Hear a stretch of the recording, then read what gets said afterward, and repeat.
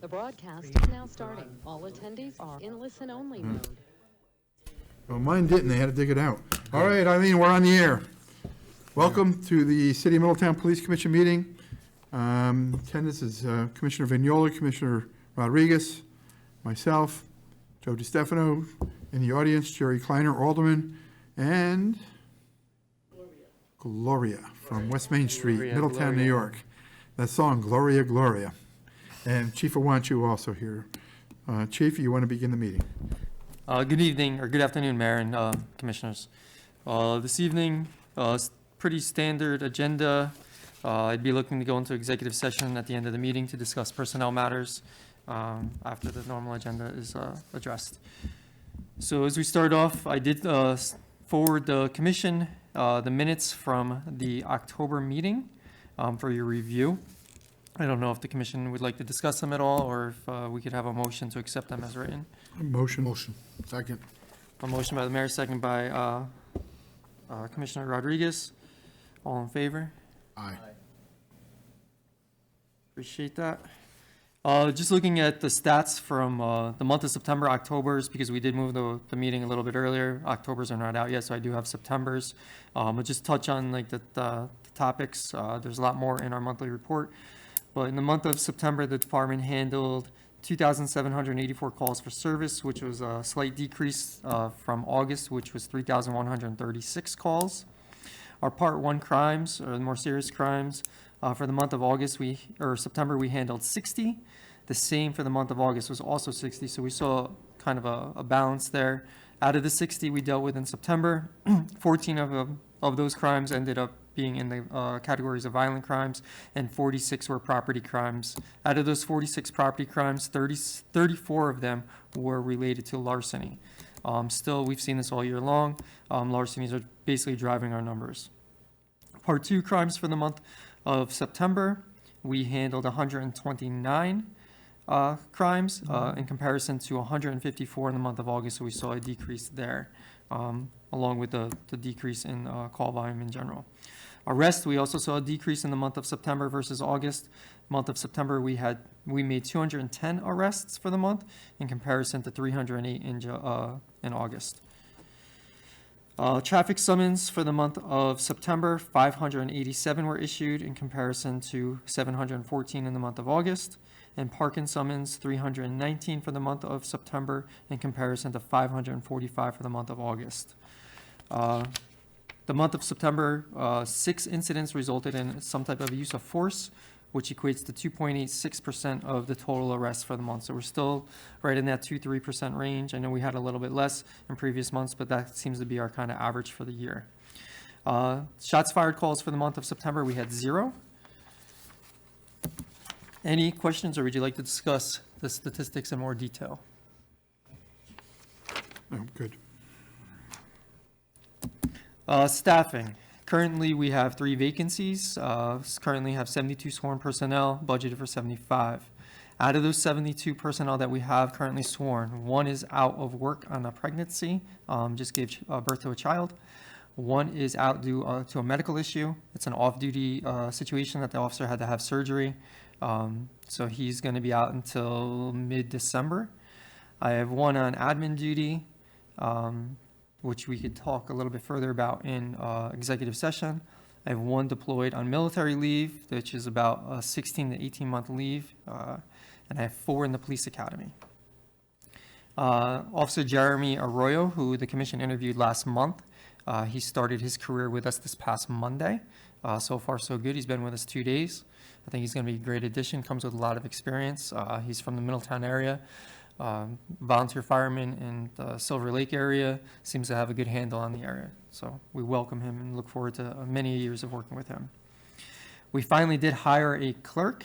We had a vacant clerk position. We made many attempts to hire someone for this position, and we finally were able to fill it. So as of November 6th, Juliana Ortiz, she lives here in the city, bilingual. She joined our ranks, and she will be one of the clerks that will help members of the community address any type of paperwork and deal with some of our internal paperwork as well. On a very, very positive note, this was a long time coming, and I didn't know if I would ever see it in my career, but Officer Barone returned to work. November 6th, he came back in, and he's going strong. We got him, basically caught up with most of the stuff that he needed to, as far as certifications and policy procedure and whatnot. And tomorrow he will be making his way back out onto the road a little bit with another officer, just to kind of, we're going to take small steps to get him back to where he was. So we're very, very happy. He seems happy. And each day, I think he's progressing a lot quicker than we ever anticipated. So I'm very happy to have him. I'm very proud of him. Yeah. Also on staffing category, Detective Bashir, I mentioned it before in the last meeting. He's going to be leaving us, retiring. He's going to have just over 20 years with the police department. His effective retirement date is going to be January 4th of 2024. As you guys know, as the commission knows, I'm sorry, he's been a juvenile detective for us for many years. He's been great, very thorough. We've had one detective working with him over the last month. That was Detective Sarah Coletti. Sarah Coletti is going to transition and go down to the Detective Bureau in another week or so, and we're going to actually move Ahmed Artola, who's been working with Kevin, also with juvenile stuff, into the juvenile position mid-December, and he will end up being our full-time juvenile detective. You see him at most of our youth events and the community, and something he aspires to do, so we're going to give him the opportunity to do it. And our next police academy is scheduled to commence on March 4th of 2024. Once the dates for the current academies, for the graduations are solidified, I'll make sure that the commission knows about those as well. They will be right here in Middletown in the Paramount Theater. And we are doing 5 backgrounds on potential police officer candidates. 2 are certified, 3 are not. So I don't know if I'll have them complete by December, if not, probably January to present them to the commission. Any questions in regards to staffing? Yeah, Chief, is the 75 included the 24 budgeted new officers? Yes, sir. That is what we moved into the 24. That's what moved this up to the Yes. 3.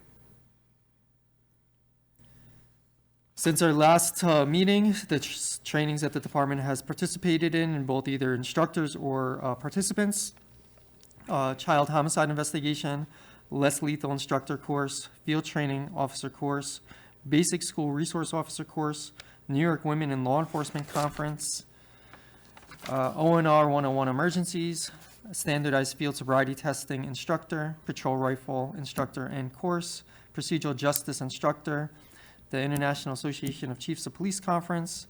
The animal control officer was certified in OC spray and baton use, recognizing the marijuana impaired driver instructor, obtaining and interpreting cell site records, the aftermath of critical calls and how to move forward, and drone pilot ground school. So we continue to embrace and engage our officers with as much training as we can to give them more experience and make them more well-rounded. Community events, we participate in the trunk or treat. And in December, we will be doing Cops and Cookies, which is something we've been doing for a while. We did transition this year. We partnered with the school district, and it's given us the opportunity to expand that pool from about 25 participants to just over 100 participants. So case review, I have one case to review with the commission that is of noteworthy. I mean, we deal with a tremendous amount of cases, but on October 22nd, the department dealt with and investigated an assault case in which 2 roommates, they live in the same house. They end up in an altercation. They're drinking together, have an altercation. And then a month or so later, the victim of that ends up passing as a result of his injuries. He was hospitalized within a couple days after the confrontation that he had with his roommate. And like I said, about a month or so, it was just a week or so that he passed. So that assault case is now going to be investigated as a homicide. We have our suspect. We know that we're working with the district attorney's office and the medical examiner's office on where we're going to move forward and how we're going to go about dealing with this going forward. There's still some things that have to be worked out.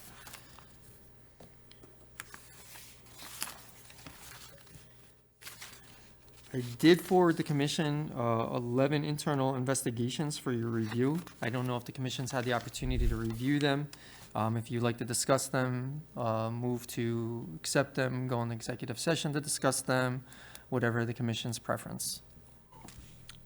I have no questions on them. Anybody have questions that would require executive session? No. Prepared to accept your recommendations? Okay, The motion?